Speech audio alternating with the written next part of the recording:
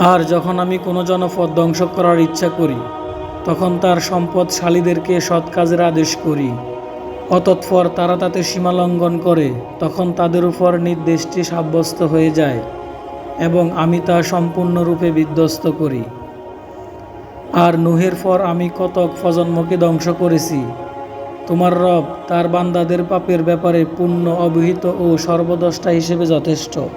যে দুনিয়া চায় আমি সেখানে তাকে দ্রুত দিয়ে দিই, যা আমি চাই, যার জন্য চাই। তারপর তার জন্য নির্ধারণ করি জাহান্নাম, সেখানে সে প্রবেশ করবে নন্দিত বিতাড়িত অবস্থায়। আর যে আখেরাত চায় এবং তার জন্য যথার্থ চেষ্টা করে মুমিন অবস্থায়, তাদের চেষ্টা হবে পুরস্কারযোগ্য। এদের ও ওদের প্রত্যেককে আমি তোমার রবের দান থেকে সাহায্য করি, আর তোমার রবের দান বন্ধ হওয়ার নয়। ভেবে দেখো, আমি তাদের কতককে কতকের উপর কিভাবে শ্রেষ্ঠত্ব দান করেছি। আর আখেরাত নিশ্চয়ই মর্যাদায় মহান এবং শ্রেষ্ঠত্বের বৃহত্তর। আল্লাহর সাথে অপর কোনো ইলাহ নির্ধারণ করো না, তাহলে তুমি নন্দিত ও লাঞ্ছিত হয়ে বসে পড়বে। আর তোমার রব আদেশ দিয়েছেন যে তোমরা তাকে ছাড়া অন্য কারো ইবাদত করবে না এবং পিতামাতার সাথে সদাচরণ করবে। তাদের একজন অথবা উভয়ের যদি তোমার নিকট বার্ধক্য অবস্থায় উপনীত হয়, তবে তাদেরকে উফ বলো না এবং তাদেরকে ধমক দিও না, আর তাদের সাথে সম্মানজনক কথা বলো।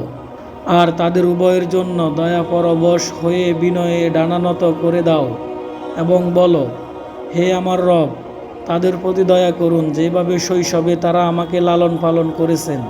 তোমাদের অন্তরে যা আছে সেই সম্পর্কে তোমাদের রবই অধিক জ্ঞাত।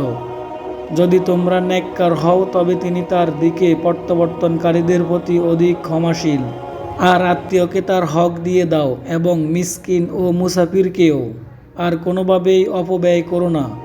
নিশ্চয়ই অপব্যয়কারী শয়তানের ভাই, আর শয়তান তার রবের প্রতি খুবই অকৃতজ্ঞ। আর যদি তুমি তাদের থেকে বিমুখ থাকতেই চাও, তোমার রবের পক্ষ থেকে রহমতের প্রত্যাশায় যা তুমি চাচ্ছ, তাহলে তাদের সাথে নম্র কথা বলবে। আর তুমি তোমার হাত তোমার গাড়ে আবদ্ধ রেখো না এবং তা পুরোপুরি প্রসারিত করো না, তাহলেই তুমি নন্দিত ও নিঃস্ব হয়ে বসে পড়বে। আয়াত দ্বারা উদ্দেশ্য একেবারে কৃপণ হইও না, আবার একেবারে ধন সম্পদ উজাড় করেও দিও না।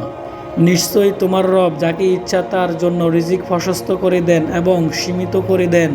নিশ্চয়ই তোমার রব যাকে ইচ্ছা তার জন্য রিজিক প্রশস্ত করে দেন এবং সীমিত করে দেন। তিনি অবশ্যই তার বান্দাদের সম্পর্কে পূর্ণ জ্ঞাত, পূর্ণ দ্রষ্টা।